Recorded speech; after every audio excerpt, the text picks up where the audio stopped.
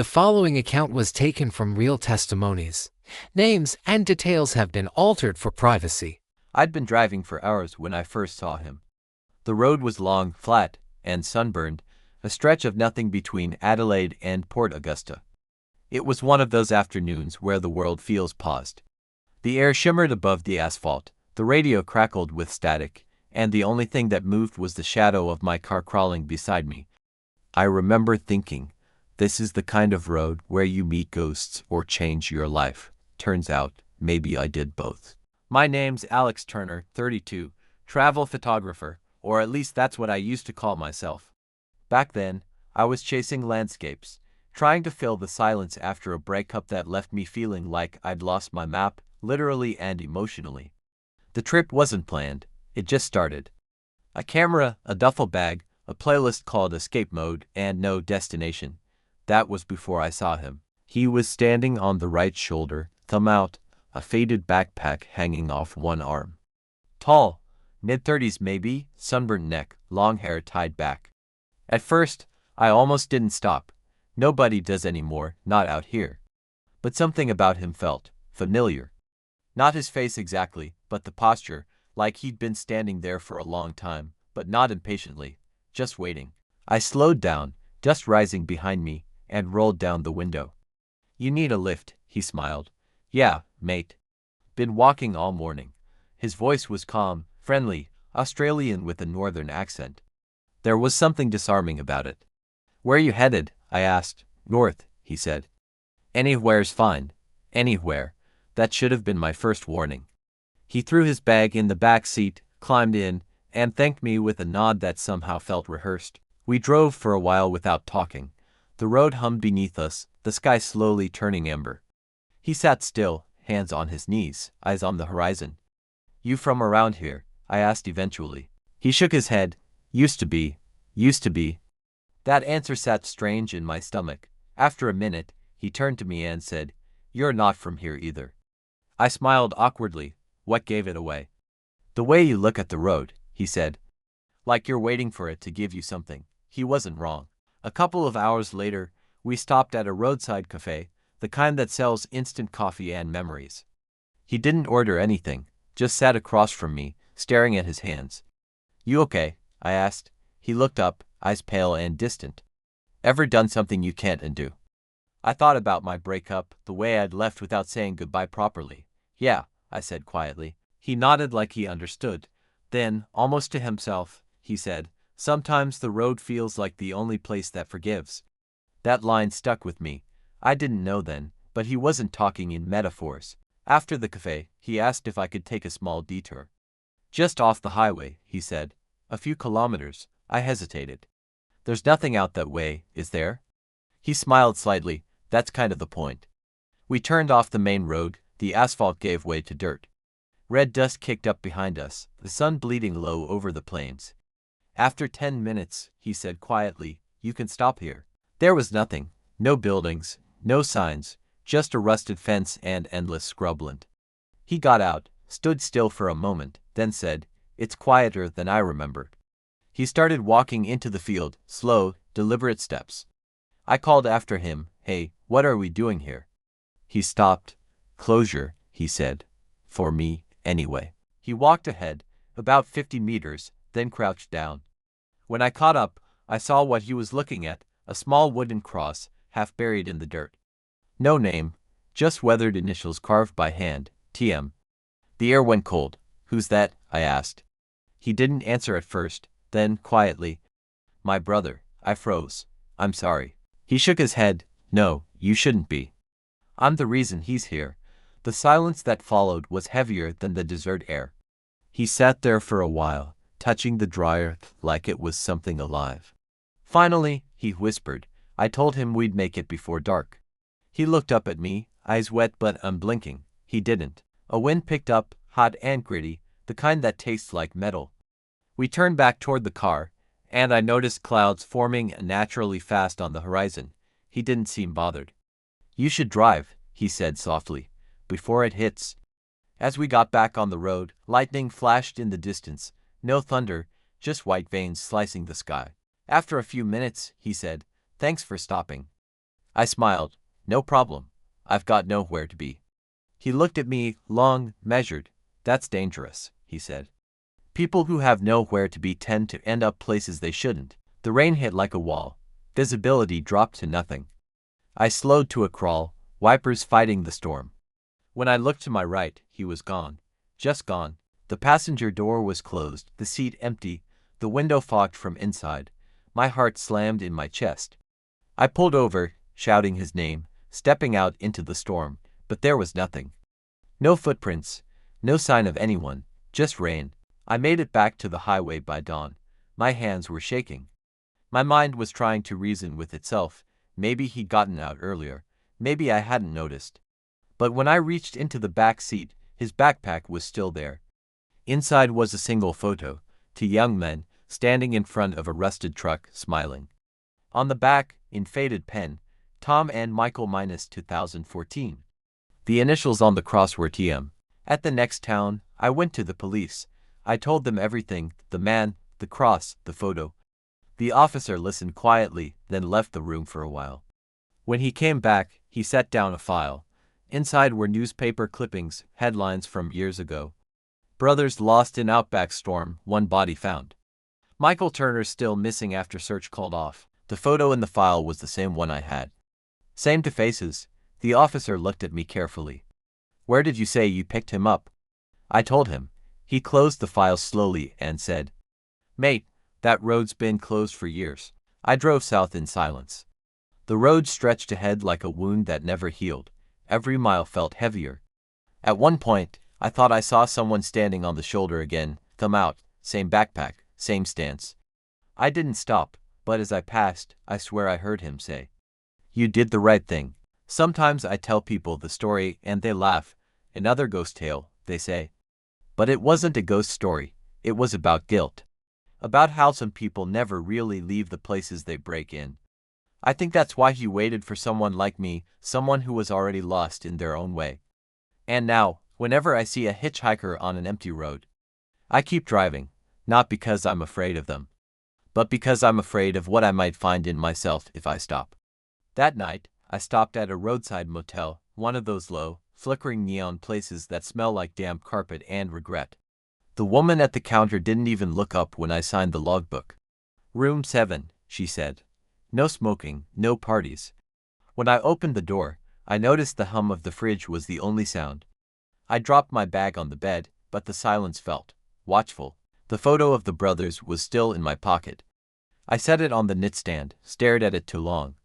The longer I looked, the more I started noticing details I hadn't before, the faint shadow between them, the slight difference in focus, like one of them wasn't really there when the picture was taken. It could have been just bad lighting, or maybe not. Around 2 a.m., I woke up to a sound. 3 soft knocks on the door. I froze. Another knock, slower this time. I opened the curtains slightly. Nothing. Just the orange glow of the motel sign flickering outside. I waited for the sound again. It didn't come. But when I turned back toward the nightstand, the photo had fallen to the floor. The corner was bent, but something else caught my eye, faint writing on the back I hadn't noticed before, almost invisible in the light. It said, he wasn't supposed to drive. In the morning, I couldn't let it go. I stopped by a gas station, bought a cheap coffee, and used the free Wi-Fi to search for the names. Tom and Michael Turner. Dozens of articles came up. 2 brothers from South Australia. Their truck had broken down during a sudden storm while crossing the outback. Only one body was found, the younger brother, Tom. Michael's body was never recovered. The police assumed he'd tried to walk for help and got lost. Search teams found his footprints circling back to the same spot, over and over, like he'd been walking in circles. That line hit me, walking in circles. I looked out the car window, at the endless loop of the road, the horizon that never moved. It made sense in a way that scared me. Around noon, my phone rang, an unknown number. When I answered, there was silence. Then, faintly, a voice. Thanks for the ride. I slammed the brakes. Heart pounding. The call ended. I tried calling back, the number didn't exist. I looked down, and my phone screen glitched for a fraction of a second. It showed the words. Port Augusta weather alert, storm warning to 70 kilometers north. That's exactly where I'd picked him up, By evening, I was back near that same stretch of road, the one I swore I'd never drive again. Something in me needed to see it one more time. Maybe to understand, maybe to say goodbye. The rain had returned, soft this time, gentle. I stopped where I thought I'd first seen him. The place looked different in the dim light, more alive somehow, like it was waiting. I got out, walked a few meters off the road. The earth was damp, soft under my boots. That's when I saw it, a small wooden cross. Another one, this one newer. No initials, no name, just a date, yesterday's date. Back in the car, I sat there shaking. And for the first time since meeting him, I started talking out loud, maybe to him, maybe to myself. I get it now, I said quietly. You weren't asking for help, you were trying to go back. The windshield fogged from my breath, the rain blurred everything outside, but in that blur, I thought I saw a shape. Someone standing just beyond the headlights. He raised a hand, not waving, just acknowledging.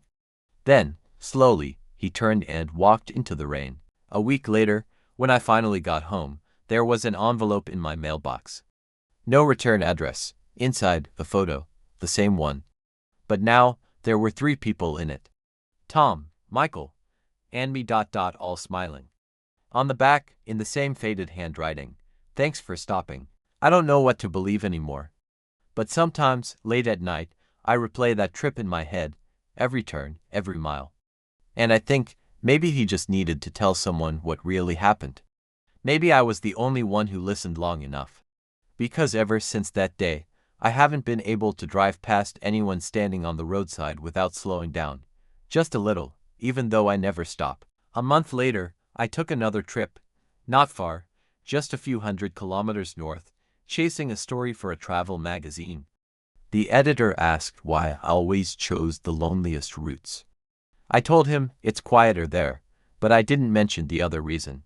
Because when I drive through empty stretches of road now, sometimes I see a figure in the distance. A tall man, hand raised, not asking for a ride. Just standing there, like a memory waiting to be remembered.